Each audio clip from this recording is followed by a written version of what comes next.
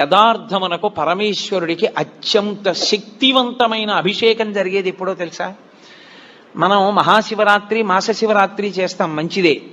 కానీ అసలు నిజానికి పరమేశ్వరాభిషేకమునకు ఒక భక్తుడు వచ్చి సంవత్సరంలో తరించిపోయే అభిషేకం ఎప్పుడు అంటే మార్గశీర్ష మాసంలో వచ్చే ఆర్ద్ర నక్షత్రంలో తెల్లవారుజామున చెయ్యాలి. చిదంబరంలో నటరాజస్వామికి చిదంబరంలో మోక్షలింగము అని శంకరాచార్యులు వారు పరమశివుడి దగ్గర నుంచి 5 లింగాలు తీసుకొచ్చారు.